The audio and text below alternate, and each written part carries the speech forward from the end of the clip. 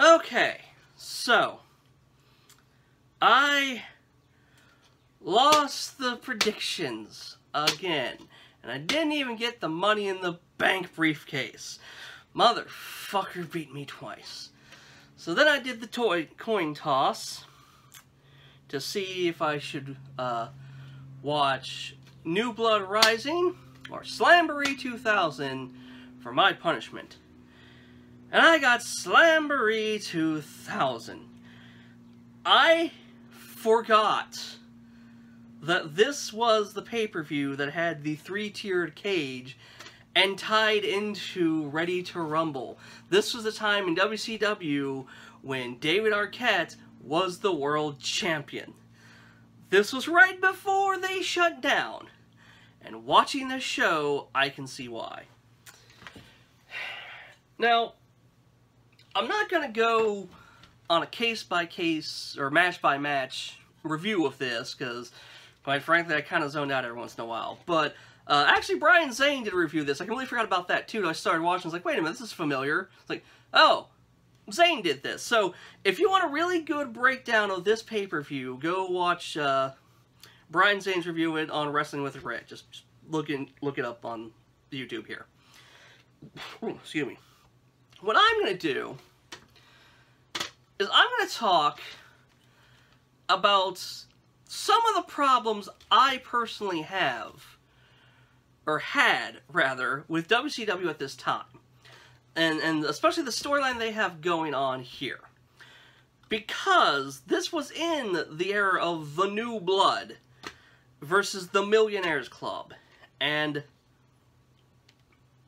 the story was that there were a bunch of up-and-coming WCW talents, and they felt that they were being disrespected by guys like Hulk Hogan, Sting, Lex Luthor, Ric Flair, Kevin Nash, all the established guys, the guys you've probably heard of.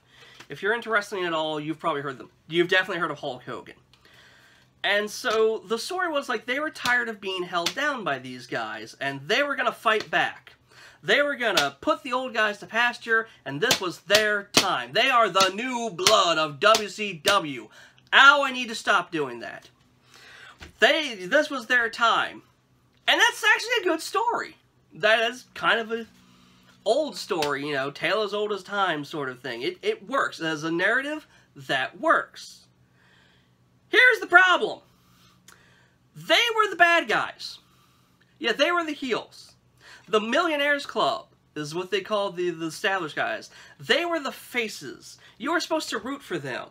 You know, because the narrative they spun was, how dare these young punks believe that they deserve a spot in the spotlight, that they should have a shot in the spotlight, that they want all the fame and money and glory without any of the work. Except they are working. The whole premise is they want to work, but the old guys are holding them back. And only in WCW 2000 are they the bad guys. Actually, I shouldn't say that, because this is also what was repeated a few years, about a decade or so later, in TNA, when Bischoff and Vince Russo were there. This is a Eric Bischoff, Vince Russo idea. And of course, to them, the Millionaires are the faces. Because, especially Russo, his thing is like, oh, we gotta swerve you, bro. Do the unexpected, bro. And also, he wanted to be for some reason he wanted to be the villain. But I'm glad he was, because he was a fucking douchebag. And there's a bit with him, and I'll get to that, but see, when I got into wrestling, I got into the Attitude Era, I was WWF guy, through and through. I didn't care about WCW. I was stupid and didn't realize you could like two things at once. But when I got to college, I got my second roommate. He was a WCW guy. So I actually know some of what's happening. Like, watching the pay-per-view, I was like, oh yeah, I remember that. I remember what led to this. But I was never in WCW when it was good, when they had, like, the NWO and all that stuff. I only paid attention to it in '99 and 2000 when it was going out of business. So, I can see why. Like, I don't have a very good perception of WCW. Going from just being the WWF fan and then seeing it at the worst time. But yeah, like, watching this again and knowing, like, oh, I know some of the stuff, like, yeah, it's not changed my opinion. And I don't know if this is, like, a modern thing, seeing as if I'm a modern wrestling fan, or if this is just the issue. Like, we talk about WWE now, but we talk about them and, like, the matches are too fast. They happen too fast, they don't last. But a lot of these matches were just slogs to sit through. It was just boring after a while. Like, and there are talented guys. There were, even some of the old, the Millionaires Club were still good. But, like, it just got boring after a while. That's why I don't want to do match-by-match thing, because I don't remember much about the matches. What I remember the most, though, out of all of them, was, I don't know, like, Zane alluded to this in history, but I don't know what the fuck was going on with the referees at this time. Did they not give a shit? But blatant disqualification shit happened. There's Lex Luger versus Buff Bagwell, and a fake Sting came in. Someone came in with a baseball bat. It might have been Russo. God, insult Russo by calling him that. It might have been Russo, but someone came in with a baseball bat. Buff got it, and, like, just BAM! That to Luger in front of the referee. Nothing happened. Match got to end. The match ended when Chuck Palumbo showed up, and then, as his version of, he was the perfect package instead of the total package. No, the complete package, that's what it was, because that was the other thing with the New Blood. Like, the other thing that, I don't know if this made them heels, or they just out of ideas, but I remember from watching it back in 2000 and watching this pay-per-view, a lot of them were kind of pastiches to the old guys. So Chuck Palumbo got to debut as the complete package to take on the total package, Lex Luger. And he was already fighting Buff Bagwell, who was the ripped dude who flexed like Luger. So they kind of had two. And then they had, like, Shawn Stasiak, who I will always remember as Meat from WWF. I don't care what he's done since, he's Meat to me. And he was, who the fuck? He was Perfection, Shawn Stasiak, taking on Curt Hennig, who was Mr. Perfect. You see what they did there? Yeah, it's another reason this thing failed. And, like I'm kind of rambling right now, but yeah, I am actually struggling to remember some of the things that happened in it, because, like, it just went on. Like, no offense to people who like WCW, even if you like this version of WCW, but to me, this feels like a punishment. But, like, I would say the one thing I do remember is, like, the first match is Chris Candido versus the artist formerly known as Prince Iake, and he was clearly doing a Prince kind of gimmick, you know, when Prince was the artist. Which is weird in hindsight, as to watch Velveteen Dream and NXT do it way better, because they didn't really commit much. But they had Chris Candido's valet, Tammy, and the artist valet, yeah, blanking on her name. But Tammy always had this dress on, and it was kind of it's kind of a low-cut, you know, dress. And eventually, you know, she's getting ripped out of this thing because that was just the time. But also because anytime you see her from the back, it had like a section where it had the back out of it. And you see this band, this flesh-colored band. I'm like, what the fuck is that thing? And eventually it comes off, and it's just like this band around her breast, and like, kind of Spanx, I guess? Like, they had flesh-colored, like, they weren't panties. Like, they were just kind of shorts. And so, like, and you kind of saw that, because again, the dress was just so short. So, what they were going for, the shock value of her being derobed, kind of fell flat, because you could see it coming a mile away when you saw the back of her and saw the band. Like, oh, well, that thing's coming off. Again, these were the decisions they made.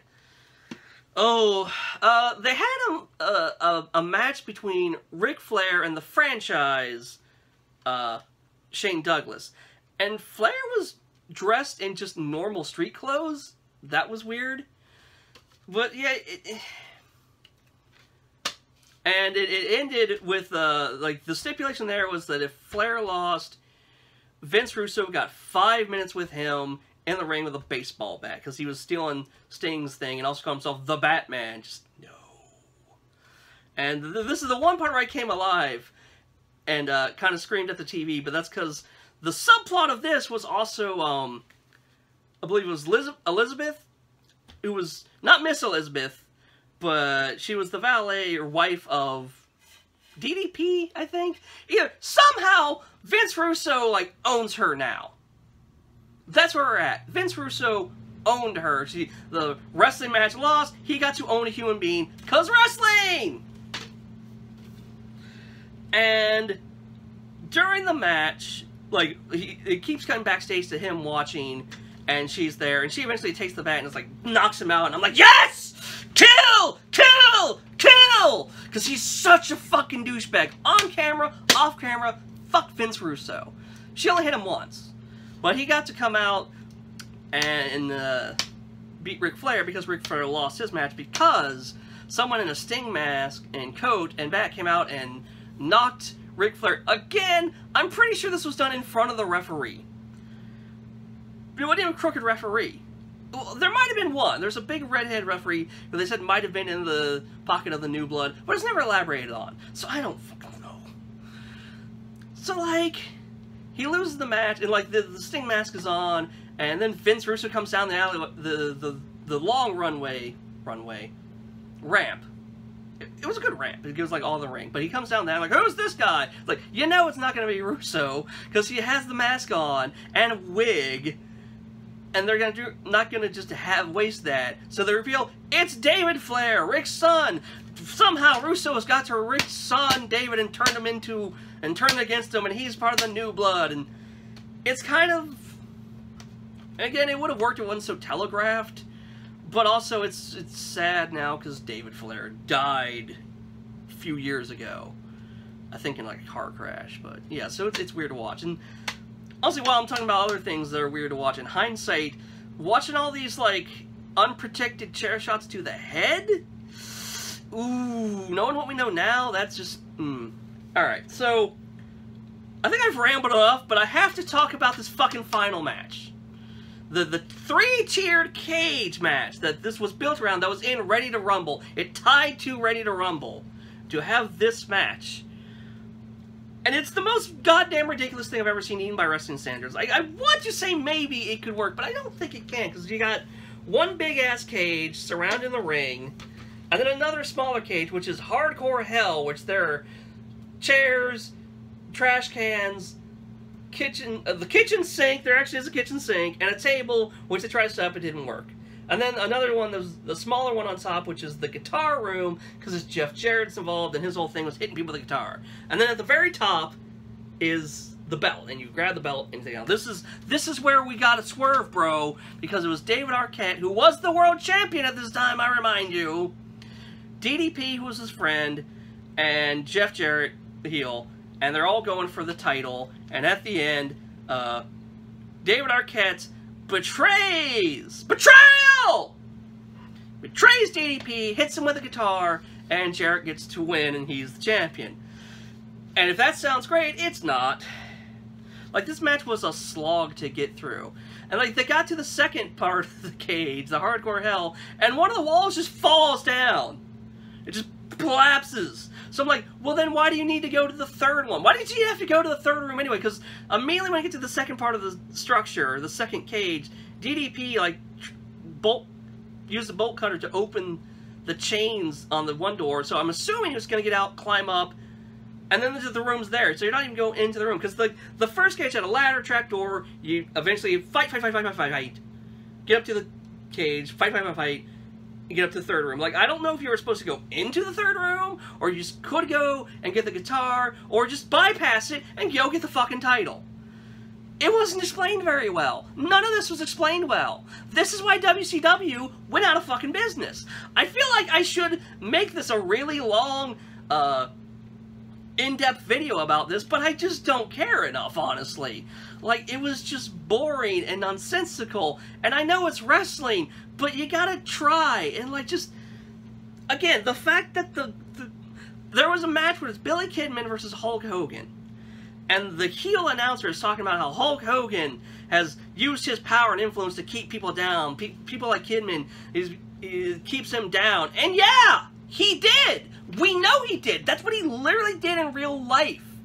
And there were people who were cheering Kidman. A lot of the New Blood guys got more cheers than the Millionaires Club. And that should tell you you've done something wrong. And honestly, while I was watching this, what I got the most out of this is that the New Blood was just another version of the NWO, complete with Eric Bischoff. And when I was trying to remember when I watched this, I knew Vince Russo was part of the New Blood, and that made sense, because he was the new writer. He's kind of younger, not that much younger, but kind of younger. But why the fuck was Eric Bischoff on the New Blood? When he's talking about Hulk Hogan, and how he's had a stranglehold in this company, and, oh, Ric Flair, you know, Hall and Nash, and I'm like, motherfucker, you brought most of these guys in. You were the face of the NWO. You were with these guys all over the place. I know wrestling alliances are mercurial at best, but you expect me to believe now all of a sudden you want to have the new guys in charge. You're with the new guys. But even then, they couldn't keep that straight, because some of the New Blood included fucking Mr. Perfect, Jeff Jarrett, and Scott Steiner, who are already named wrestlers. You can't even keep your own premise straight. It's ridiculous, and this is why they failed. Having David Arquette as the champion, and then having an idea that could have worked, but you didn't commit. You had to put the name guys on your side, because they're the name value. Hence, negating everything you're trying to tell in the story. And you made the Millionaires the good guys. And in this day and age, especially, it's really hard for me to want to root for fucking millionaires. The only reason they got babyface pops is because they are the known guys, which again is the problem you're presenting in this story. You wanted to build these guys up, but you didn't. And then, if I remember correctly, and according to Zayn, when he did New Blood Rising, the pay-per-view named after this group, the group was dissolved. Way to go, WCW! This is why you're dead! Okay, so this is almost 20 minutes. I feel I've made my case. I have definitely suffered enough. Are you happy? You see me ranting and raving and suffering and sweating in this cave because I commit to this stupid gimmick I stole from someone else. And if you hear noise, it's the air conditioner. It's really hot. I'm not shutting it off. I only have shorts on. I don't fucking care. I'm done. I hope next time I fucking win. But yeah, as far... I want to try to get people into wrestling. It is ridiculous. And you're not supposed to take it too seriously. But for God's sakes, do not watch anything from WCW from the year 2000. It's bad even by wrestling. It is bad wrestling, and bad wrestling is the worst. Whatever wasn't just horrendously terrible was boring. That's all I gotta say. See you guys.